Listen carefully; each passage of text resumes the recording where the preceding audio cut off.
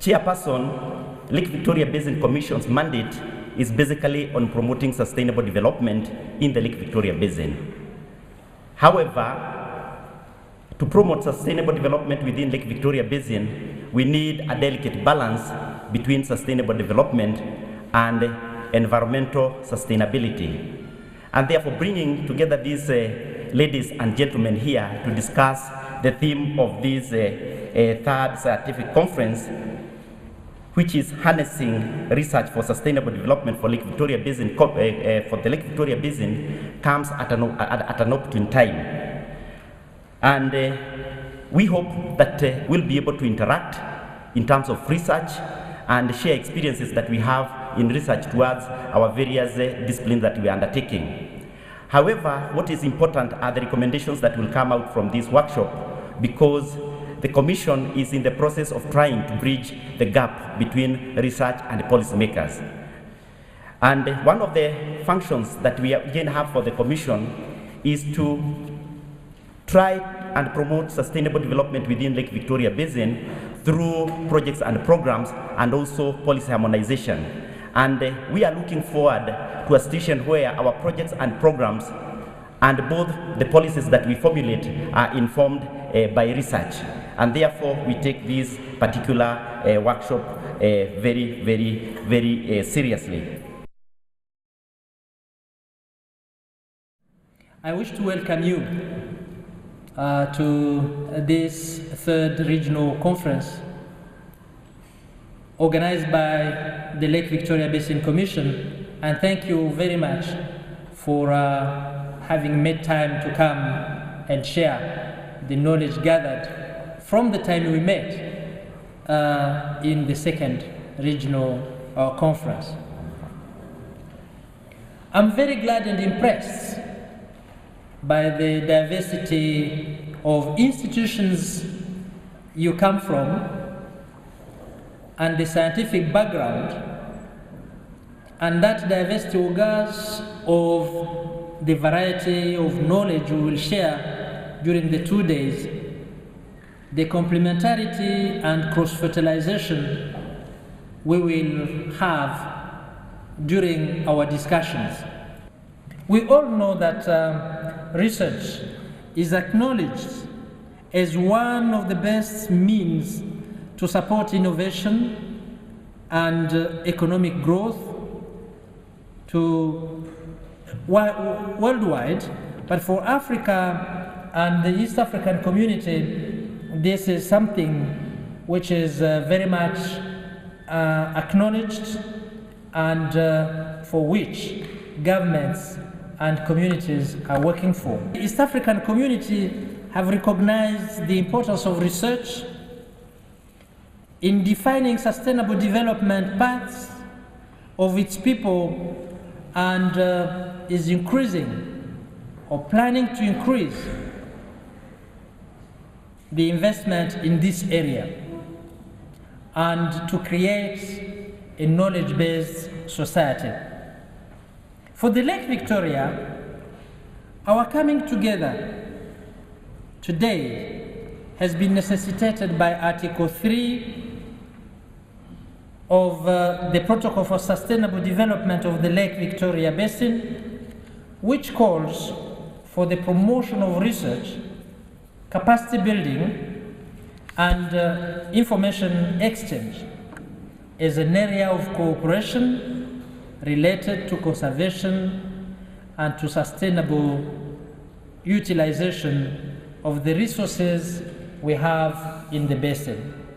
Honorable Minister, ladies and gentlemen, let me use this opportunity to note that the theme for this conference, harnessing research for sustainable development of the Lake Victoria Basin, was informed by the fact that the Lake Victoria Basin Commission, while executing its mandate of promoting, facilitating, and coordinating sustainable development activities in the basin, has conducted various important research assignments that have produced valuable information. It is against this background that the Commission has organized the 3rd scientific conference on the Lake Victoria Basin.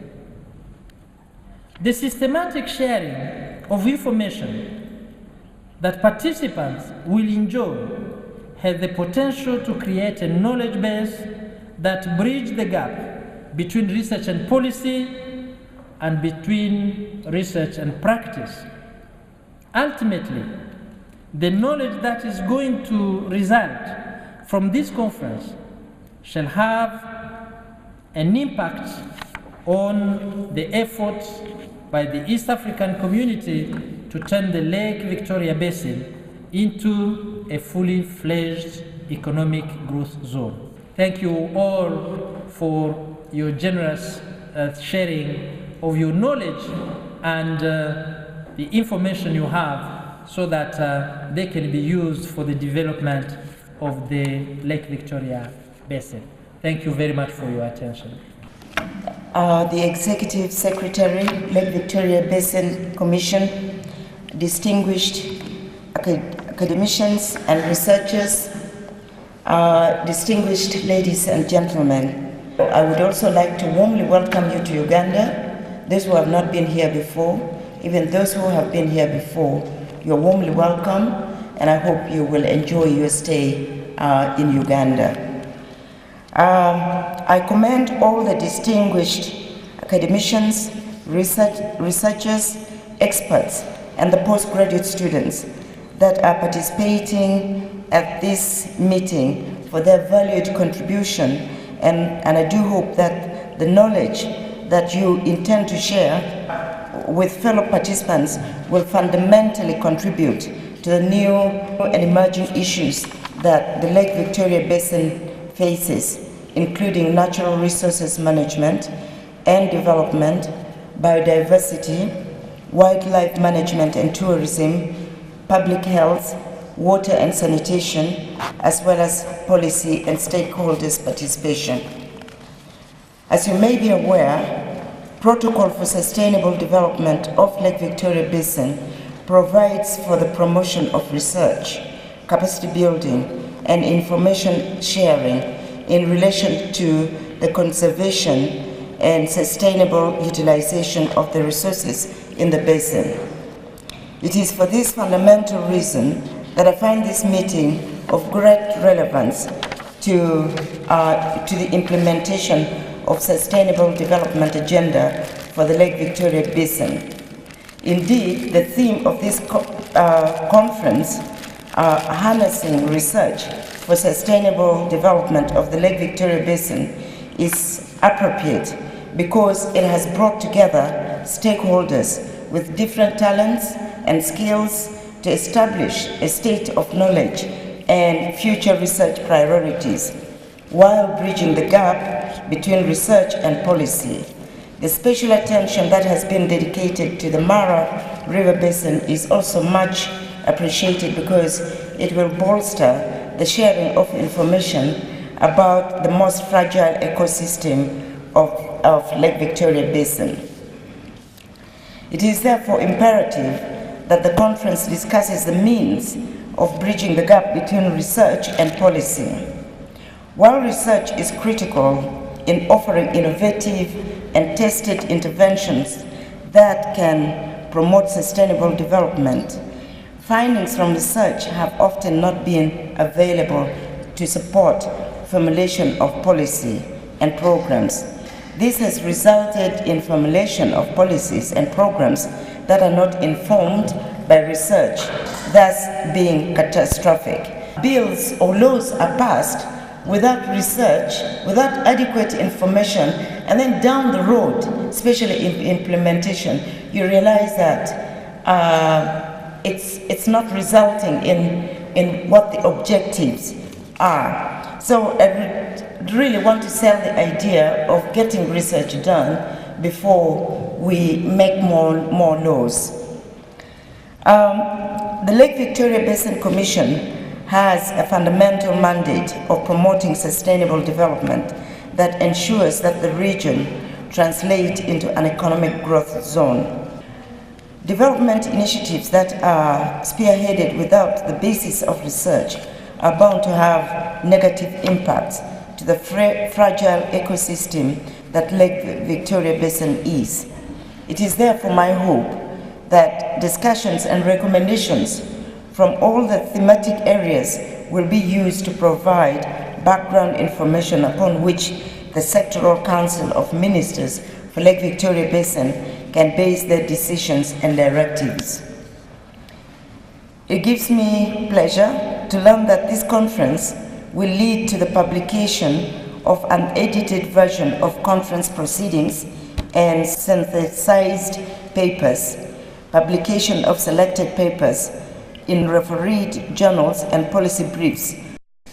I would like to thank our development partners, the government of Sweden, the government of Finland, USAID East Africa, for providing support that has enabled the Lake Victoria Basin Commission to make this conference.